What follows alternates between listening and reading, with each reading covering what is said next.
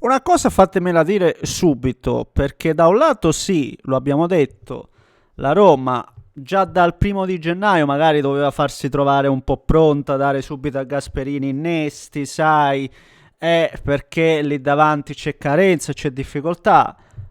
Però allo stesso tempo, perché a me poi piace sempre, no, mettermi, no, su entrambi, buttarmi da tutte e due le parti della bilancia, no? Ci si butta dai lati, non lo so se ci si butta, ma io mi ci butto. E dire chiaramente che comunque a gennaio, sì, nel calciomercato invernale dove non si muove nada, zero, e dove in effetti poi alla fine, proprio nei giorni finali del calciomercato, riesce a quagliare, la Roma invece comunque tira fuori, no quasi, praticamente 50 cucuzze, Travas e adesso Malen. Malen che poi prestito che diventa obbligo nel caso in cui la Roma raggiunge le coppe europee, e mi sento dire che in conference, ma andasse male la stagione, ma in conference la Roma ci va.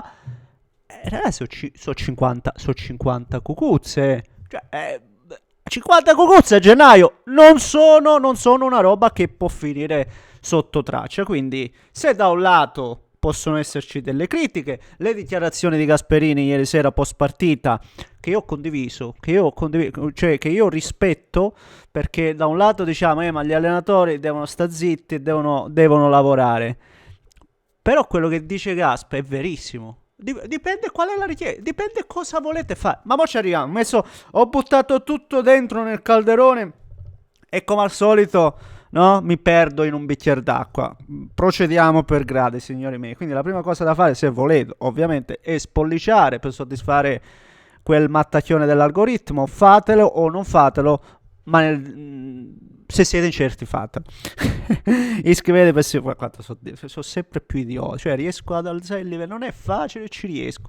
Se volete iscrivetevi per seguire i prossimi contenuti. Oggi abbiamo una giornata di Serie A da recuperare, giornata di Serie A, cioè Inter, Napoli, e domani Como e Milan recuperano le rispettive partite. Lo stesso Bologna, no? Lo stesso Bologna più che altro, no? Che hanno giocato la Supercoppa, devono andare a recuperare la giornata passata. E quindi di donde ho attivato anche la campanella. Allora, Mika Malen, l'acquisto, chissà quanta volta l'avrete sentita sta battuta, e ve la dovete sorbire anche sul canale dei Neschi, vabbè, mi dispiace ragazzi.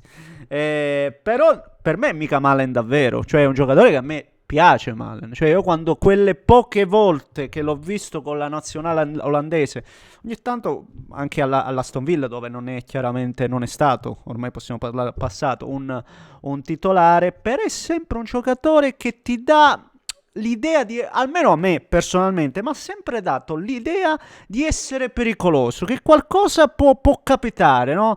Anche perché non è l'attaccante tradizionale ormai massiccio lì davanti, 1,90 che deve saper raccontare. No, è proprio invece un giocatore 1,76, sgusciante. La porta, per favore, chiusa adesso, immediatamente, se è possibile. Grazie, grazie. Sgusciante, no? Lo vedi, no? 1,76 che va, a volte piega anche la testa. Sì. È un attaccante diverso, se vogliamo, che poi può essere adattato anche appunto laterale destro, laterale sinistro, quindi lì davanti va a ricoprire un po' tutti gli slot, piede destro diciamolo, perché lì davanti praticamente tra Sule, Dybala, ditemene qualche altro perché poi mi dimentico, se non sbaglio forse lo stesso bene, non mi ricordo, tanti sinistri, e invece c'era bisogno di un destro come Bailey. Quindi io lo trovo un acquisto giusto, pagato il giusto, credo, 2 milioni, ribadisco, più 25 nel momento in cui crediamo fermamente che ci sia ovviamente l'obbligo. E ripeto, si aggiunge anche quelli i 20 più 5, 22 più 3, non mi ricordo ormai. Poi questi bonus. Come, in soldoni se ne vanno 50 cucuzze, come ho detto prima, che comunque sono degli investimenti importanti, soprattutto se pensiamo che sono arrivati a gennaio. È vero che erano stati già promessi forse prima a Gasperini, questo senza ombra di dubbio, però ecco, io non sarei né troppo tenero, ma neanche troppo duro con i Friedkin, cioè io mi metto un po' veramente nel mezzo. Però allo stesso tempo ritorno a quanto detto Gasperini perché lo trovo vero, cioè perché poi alla fine noi ogni volta facciamo tante chiacchiere, ma bisogna capire cosa cerca la tua società, la proprietà per cui lavori, ecco, detta brevemente, perché davvero Gasperini dice una cosa che poi è quello che ripeto spesso e volentieri anch'io, non è che ci voglia un genio per capirlo, ma cosa volete fare? Cioè, cosa chiede uno? Se uno chiede di arrivare nei primi quattro, ebbene, ci vogliono determinati investimenti, è chiaro. Se uno invece vuole la valorizzazione della rosa per un domani magari fare trading come si suol dire oggi, no? Plusvalenze, prendi a 10 e vendi a 30, questo è un altro paio di maniche e questo diceva brevemente ieri Gasperini. Se voi volete la valorizzazione dei giovani facciamo giocare i sedicenni, facciamo giocare i primavera e via. Se invece volete risultati nell'immediato, allora ci vogliono i calciatori. Non trovo nulla di sbagliato, assolutamente. Anzi, può essere simpatico. L'abbiamo detto mille volte che non simpatico. C'è chi lo detesta, c'è chi lo ama perché è molto divisivo dal punto di vista comunicativo sotto l'aspetto dell'allenatore. Non ci sono discussioni. Però è uno che non fa 0-0, è uno che ti dice quello che pensa, è uno dei pochi che almeno lo ascolta e sai di trovare qualcosa di interessante, perché gli altri fanno 0-0, che attenzione, anche il loro mestiere, per carità, ci sta per non creare zizzani, ognuno poi porta a casa i propri interessi.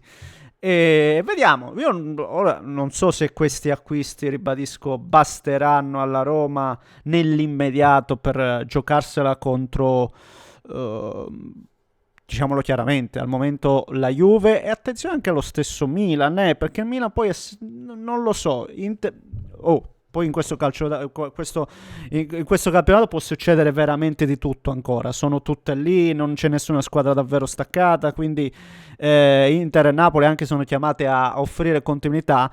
Però queste due squadre le vedo altrove. Su tutte le altre ce la si gioca. Non so se basterà. Ecco, questo è chiaro. Però adesso delle soluzioni, delle armi in più Gasperini le ha. Questo Malen a me, ribadisco, piace, arriva poi dai ritmi della Premier, quindi secondo me si calerà molto, molto bene subito e niente, sono intrigato, sono molto stuzzicato da questa combo Malen-Gasperini. Vediamo cosa ne esce fuori. Attenzione perché poi aveva rilanciato, no rilanciato, si era subito messa in corsia anche l'Atletico, ecco, la Roma secondo me ha fatto capire la Roma che è vero che aspettavano forse Raspadori, ma non è che lavoravano solo sul Raspadori, perché poi alla fine, come potete vedere, i soldi li hanno cacciati fuori. Ecco, quindi